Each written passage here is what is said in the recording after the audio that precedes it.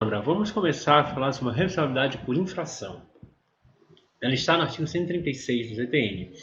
E ele tem uma dicção no trecho dele que diz o seguinte: salvo a disposição de lei em contrário, a responsabilidade por infração da legislação tributária independe da intenção do agente ou de responsável e da efetividade, natureza e extensão dos efeitos do dano. Independe da intenção. Ora, isso seria uma espécie de responsabilidade objetiva ou subjetiva. A doutrina ela tem uma tendência a considerar, esse tipo de responsabilidade como objetiva, tá? Ou seja, o simples ato, independente de ser dolo ou culpa, colocaria a pessoa na situação de responsável tributário, tá? Você simplesmente houve uma sonegação, agiu dolosamente, não interessa. O fato ocorreu, você automaticamente está na condição de responsável. Não importa se agiu com dolo ou com culpa. Lembrando que dolo é aquele que há intenção e a culpa é aquele que eu atuo sem intenção, por negligência ou imperícia. Maria Rita Ferragutti, por exemplo, defende essa visão, mas Regina Helena Costa tem uma visão que nós entendemos mais correta, uma interpretação mais razoável. Não está de uma responsabilidade objetiva, mas da situação em que eu não preciso avaliar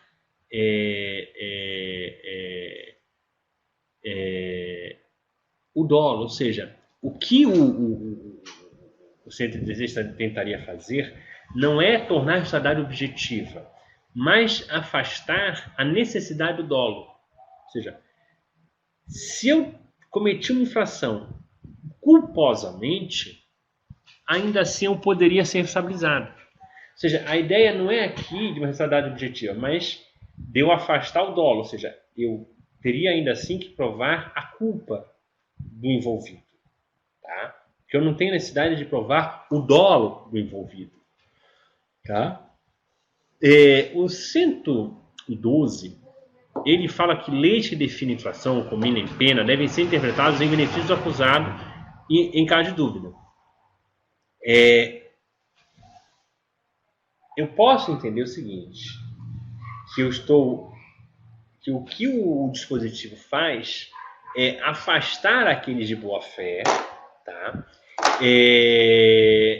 Eu sim trago qualquer responsabilidade tributária para o campo do artigo 136, mas pessoas de boa fé estão afastadas, mas aqueles que agiram com dolo ou com culpa podem ser punidos. A ideia aqui é que eu não preciso avaliar o dolo.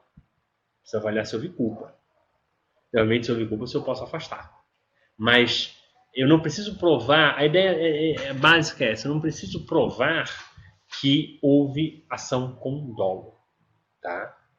Ou seja, o 136 ele afastaria a necessidade de provar que houve dolo. Preciso provar, por exemplo, que houve culpa. Ele agiu culposamente. E, obviamente, a exclusão do contribuinte. Né? É um caso raro onde você tira o contribuinte e o infrator fica no lugar. O inciso 1 fala de infrações. Crimes ou contravenções, basicamente. Ou seja, ele está de um dolo genérico. Tá? Então, não precisa de um dolo específico direcionado, basta a intenção dolosa. Diz a textura do 137, a responsabilidade pessoal do agente quanto às infrações conceituadas por lei como crimes ou contravenções, salvo quando praticadas no exercício regular da administração, mandato, função, cargo. Vejam, quanto às infrações conceituadas por lei como crimes ou contravenções. Tá? Nesse caso, o dolo é geral, não tem um dolo específico. Tá? Se, no entanto, a pessoa que praticou aquela ação estava amparada por uma ordem expressa de algum superior ou era inerente à atividade, aí ele não vai responder sozinho pelo dano, pelo tributo. Ele vai responder juntamente com o seu superior ou pessoa jurídica, no caso. Né?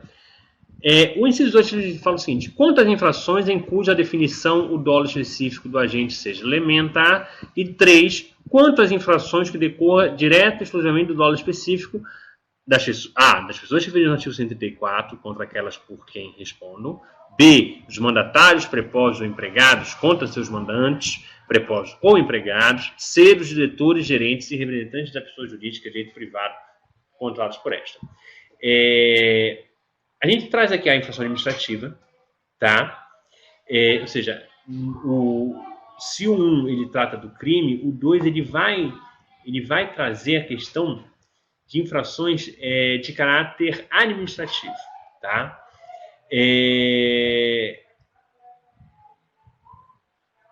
Embora os incisos falem em dolo específico, a gente também pode pensar que a gente também pode falar dolo específico nos crimes e contravenções. Tá? Mas aí fica a lição do Luiz Emílio da Silva Rosa, que diz o seguinte: essa regra do inciso 2 e 3, que quando o dolo for elemento integrante da definição legal da infração, somente o agente será responsável, pois a infração só foi cometida em razão da sua intenção deliberada, por exemplo, de fraudar o fisco. Assim, se uma pessoa pratica um ato visando a não pagar um tributo, agindo com a intenção deliberada e intencional de fraudar o fisco, vindo a falecer em seguida, não poderá o fisco cobrar do espólio ou de seus herdeiros a multa relativa à atuação fraudulenta do decujus, mas apenas cobrar-lhe o tributo que era devido, mais a penalidades moratórias. Tá? O que a gente nota aqui é a ideia do inciso tentar excluir quando há um dolo claro do contribuinte. Se não houve um dolo específico, aí obviamente você se apenas culpa, você pode fazer o repasse. Né? Até porque infrações administrativas não necessariamente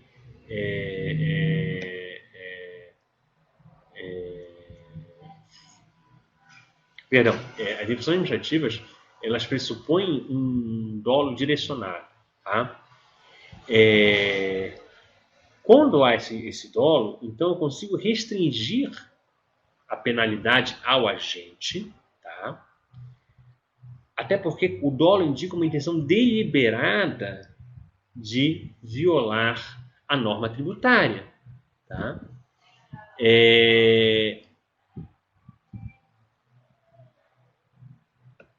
O 134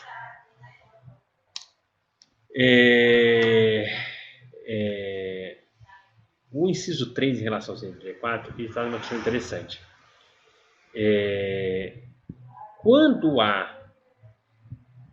elas agirem com dolo específico, ou seja, quando elas agirem com dolo, as pessoas de 134, como por exemplo os pais, os tutores, o inventariante, nesse caso, eu coloco apenas o responsável como sujeito passivo, excluo o contribuinte. Tá? Porque aí você está, na verdade, protegendo o contribuinte da ação dolosa do responsável tributário. Por hoje é isso, até o nosso próximo encontro.